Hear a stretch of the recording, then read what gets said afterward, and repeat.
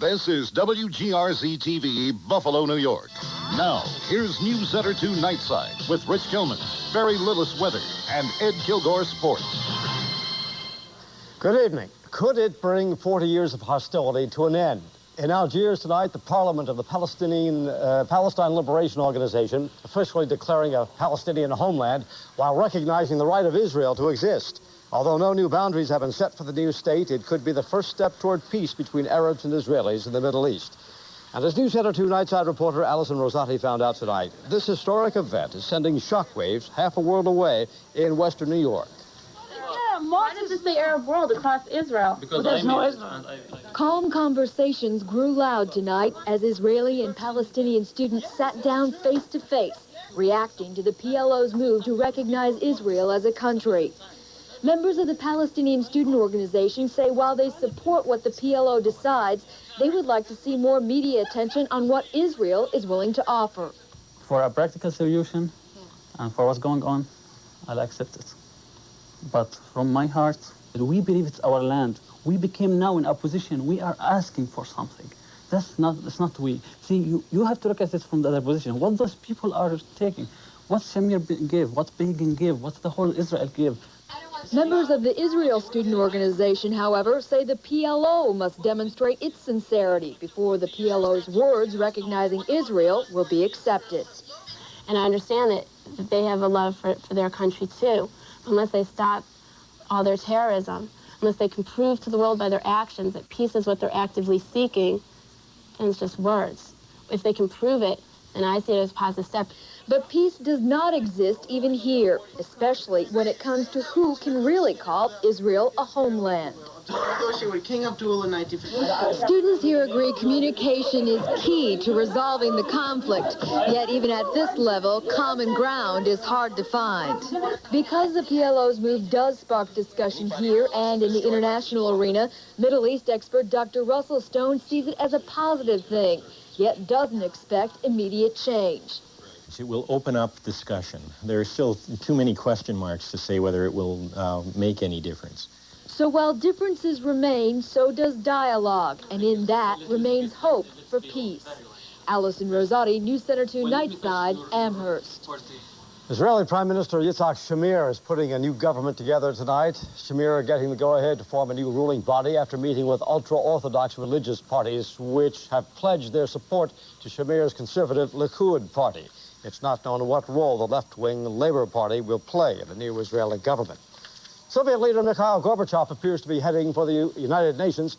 U.S. officials revealing tonight that the Kremlin leader will address the international body in New York next month, then visit with President Reagan. Officials say they also expect the President-elect George Bush to meet with the Soviet leader during the trip. Fort Erie has a new mayor tonight. Voters across the border are going to the polls today in municipal elections, 1 week before Canada holds its federal election day. In the local race, John Thiel has defeated incumbent Fort Erie Mayor Heinz Hummel. Erie County's top executive is defending his unpopular budget proposal tonight. Dennis Gorski taking his spending plan to the county legislature, where lawmakers quickly started pressing the county executive on his proposed 15% tax increase and cuts in county services.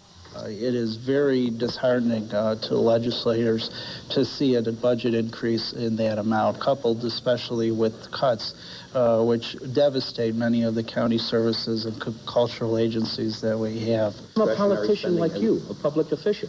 I don't like to raise taxes double digits or 15.6%.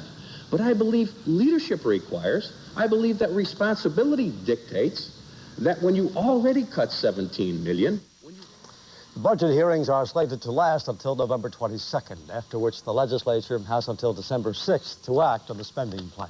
The county executive also being asked to decide the fate of mandatory 24-hour gas station service in our area tonight. Local gas station dealers are backing a proposal that would prevent oil companies from requiring their stations to operate around the clock. Local station owners say there isn't enough business to offset the risks and expense of operating 24 hours. The past 2 years that we've been open at 24 hours, this place got robbed twice. One at knife point, one at gunpoint. The most recent being two weeks ago Saturday. And I have a hard time getting help now. You know, it's not feasible to stay open and endanger somebody's life. Mobil Oil is threatening to file suit against the county if the proposal is signed. The decision is expected sometime next week. Plans to reopen the Grand Island Bridge to drivers by the end of this week are being pushed back tonight. Construction officials working on the span say the rain this month is slowing the repair work, meaning the bridge won't reopen until the end of the month. That, of course, means more delays for rush hour drivers. The people who drive the nation's trains, trucks, and airplanes are facing possible random drug testing tonight. The Transportation Department announcing plans today to test some 800,000 air and rail workers for illegal drug use. The government says it wants to eliminate drugs from jobs involving public safety. The tests are not scheduled to go into effect for at least a year, but unions representing those workers say they plan to challenge the program in court. Another line is drawn in the national abortion battle. We'll tell you about that when Nightside returns. Buffalo's favorite ladies cheer on the Bills. I'm Randy Naughton. Even though the Buffalo Bills are on the road tonight, the Buffalo Jills are still showing their spirit. I'll have that story when Nightside returns. Town of Tonawanda police were busy tonight with a gunman who barricaded himself in his home. Police tell News Center 2, 26-year-old Michael Patty was despondent after a domestic quarrel. Patty was armed with a handgun as he kept police at bay for almost 2.5 hours. Patty surrendered voluntarily shortly after 10 tonight. No shots were fired. Nobody was hurt in that incident. Another gruesome find to report tonight from the backyard of a Sacramento, California boarding house. A seventh body has been unearthed by authorities who suspect the woman who ran the home of killing as many as 8 or 9 elderly residents. Dorothea Puente is accused of cashing the victim's Social Security checks. Nobody knows where she is this evening. Taking a look now at some of the other stories topping tonight's world and national newsreel, Soviet dissident Andrei Sakharov is taking his message of freedom to the White House. The famous human rights activist met with President Reagan today. Sakharov saying he's concerned the president's Star Wars program might hurt superpower relations. But the president says the space-based defense program is only an insurance policy for peace. The Soviet space program taking another giant step tonight. The Soviet version of a space shuttle lifting off for the first time. The liftoff was delayed due to high winds near the launch site. The unmanned spacecraft was originally supposed to blast off several weeks ago, and tonight it finally did. And the astronauts who will fly on the next U.S. shuttle mission, making a dry run today. The top secret Atlantis mission slated to take off November 30th with some sort of military payload.